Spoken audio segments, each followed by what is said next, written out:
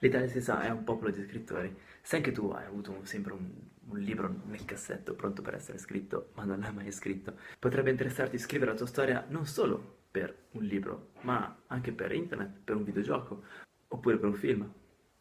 E combinare tutto questo assieme per un'unica grande storia. Non sto parlando di cose troppo complicate, sto parlando di Transmedia Storyteller. E adesso Robert Partner, CEO di Conductor e consulente di Transmedia Storytelling, ce ne parlerà in questo video. Ascoltiamolo.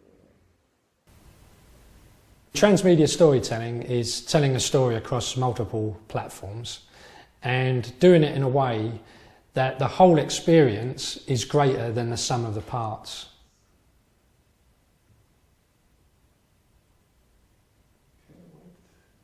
So if we look at what Hollywood would used to put out as a kind of franchise, they would option a book, and then from that they would write a screenplay and go shoot a movie.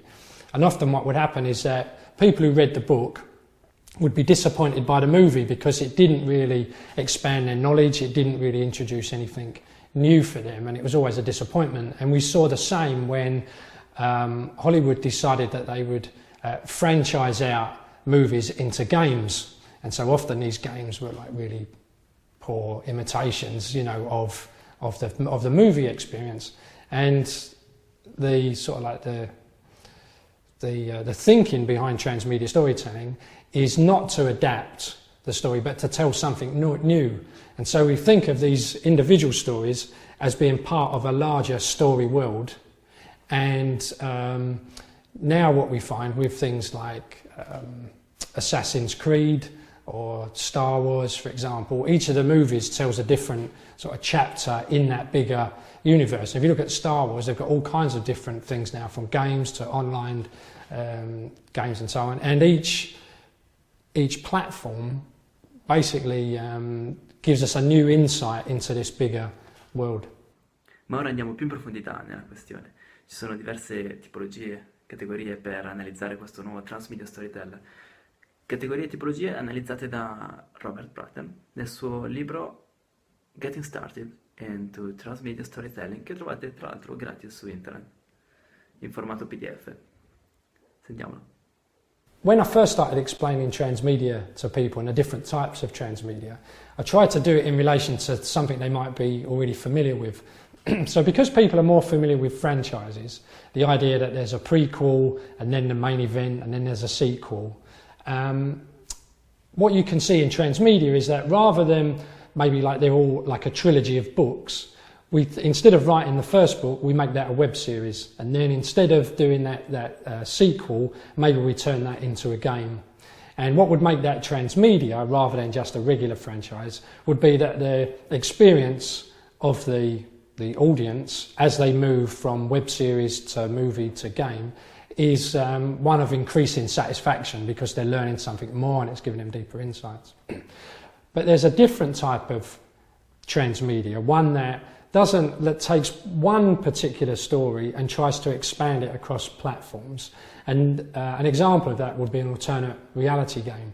So with an alternate reality game, you might say, I've got a story, and then break that story into scenes or into beats, and then take those individual scenes and put them onto different platforms. So you might have a scene that's told on a blog, or you might have a scene that's told in the street and a poster somewhere that you have to visit, you know, in your neighbourhood.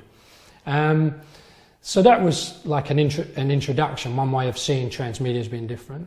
And then I developed this radar diagram that tried to think more clearly about different types of formats. Transmedia is such a big umbrella, and there's people doing lots of different experiments. They're trying different things, and I tried to look at what was out there and classify them. So we see that some transmedia tends more towards just the storytelling than it does puzzle solving. So on sort of one sort of axis, you might say, is how much of a story is being told directly from the audience, from the author, and how much is the story expected to be discovered through exploration through solving puzzles. And then another two dimensions would be how much of it is set in the real world versus how much is set in a virtual world or online somewhere. And then the fourth dimension was how much participation or how much co-creation is allowed or expected. So can the audience, through their participation, change the story? Can they expand it? And we see on Wikipedia or Wikimedia, there's some quite big story worlds now which have come to be known as shared story worlds, where the author will start with basically some ground rules. They'll start with a foundation for this story world, and then they've invited the audience to come in and write their own content. And I think that's quite exciting, and I think we're going to see quite a lot more of that.